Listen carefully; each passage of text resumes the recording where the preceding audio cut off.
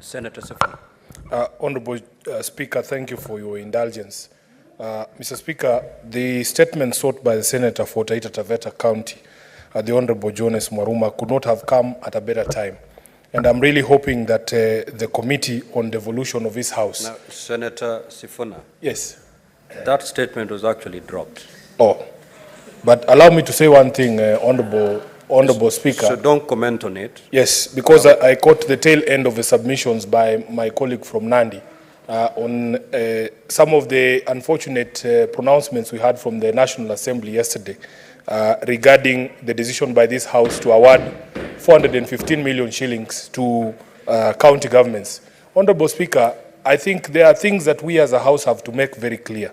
Number one, when we ask for more resources to be devolved to county governments, it's not to take away from the CDF or the National Affirmative Action Fund in the National Assembly.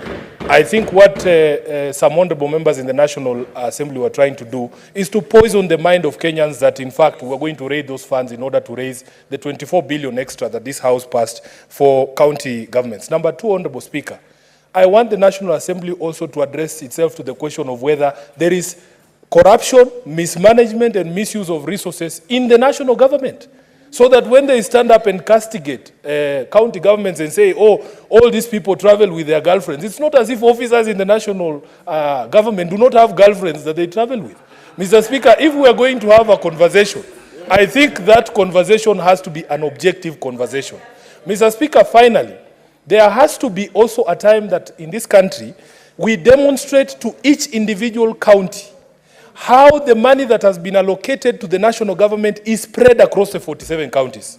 Because there is inordinate focus, Mr. Speaker, on the money that is sent to counties from this particular House, and it represents less than 10% of the budget. Mr. Speaker, every time you ask, why are roads not being built in Nairobi?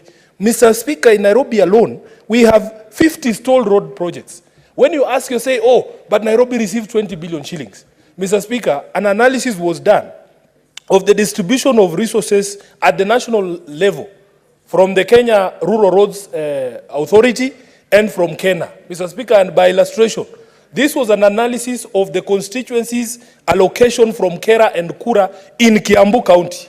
And we will not be surprised that the person who was castigating Senate yesterday, the Honorable Kimani Ichung'wah, the Member of Parliament for Kikuyu, Mr. Speaker, out of the money that is allocated, 350 million shillings allocated to Kiambu County and Akura, 220 million shillings has somehow found its way to Kikuyu constituency from where this Member of Parliament comes from.